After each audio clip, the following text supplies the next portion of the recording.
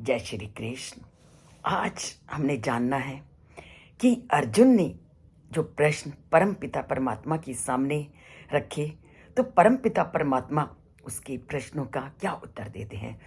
क्योंकि जो संसारिकता में जुड़ गया उसको कुछ ना कुछ तो मिला, पर जो आध्यात्मिकता के मार्ग में चला और किसी कारण उसका वो आध्यात्मिकता का रास्ता पूर्ण नहीं हो सका, तो क्या वो पूरी तरह से भ्रष्ट हो जाएगा? ये अर्जुन का प्रश्न था। तो परमपिता परमात्मा कहते हैं कि कभी भी नहीं। जो आध्यात्मिकता के मार्ग में चला है और उसके मध्य में अगर कोई अड़चनें रुकावटें आई हैं, तो उस व्यक्ति का आरंभ किया गया मार्ग कभी भी नष्ट नहीं होता।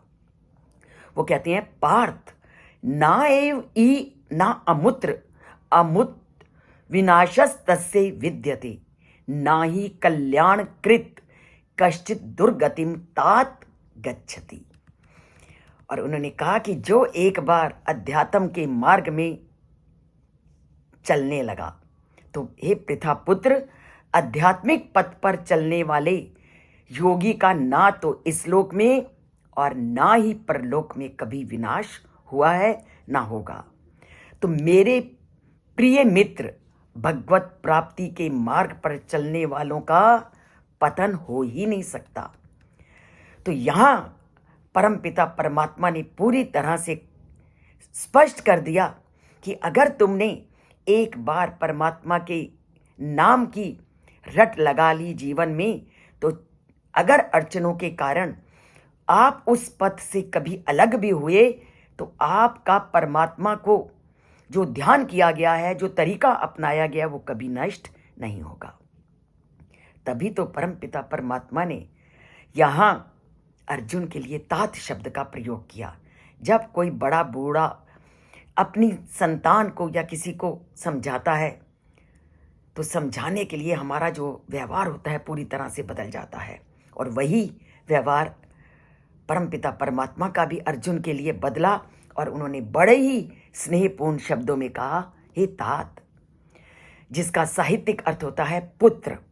अर्जुन को तात शब्द से बुला करके श्री कृष्ण उनके प्रति अपना स्नेह प्रदर्शित करते हैं।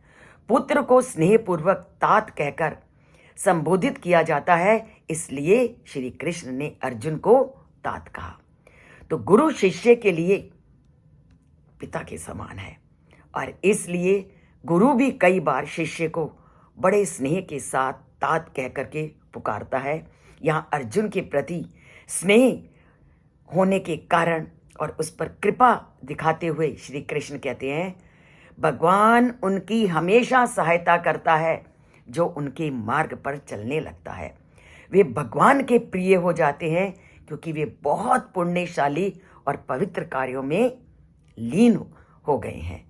इस मार्ग पर चलने वालों का कभी नाश नहीं होता। ये श्लोक बात की पुष्टि करता है कि भगवान अपने भक्तों की इस लोक और परलोक में हमेशा रक्षा करते हैं। आज उन्होंने इस श्लोक के माध्यम से पूरी तरह से स्पष्ट कर दिया कि आप मेरा ध्यान तो करके देखो, तुम्हारा नाश संभव ही नहीं। तो चाहे आप कैसे भी वातावरण में रहें, पर उस परमपिता परमात्मा से हमेशा अपना नाता जोड़े रखें और हर समय उठते बैठते कोशिश करें उस परमपिता परमात्मा के साथ अपना नाता जोड़ने के लिए।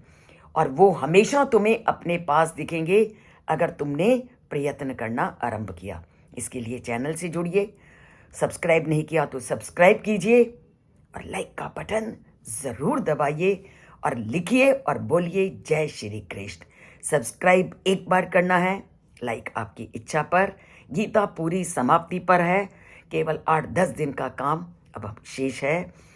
और गीता को शुरू से सुनिए क्योंकि सारे श्लोकों के वीडियो बन चुके हैं। जय श्री कृष्ण।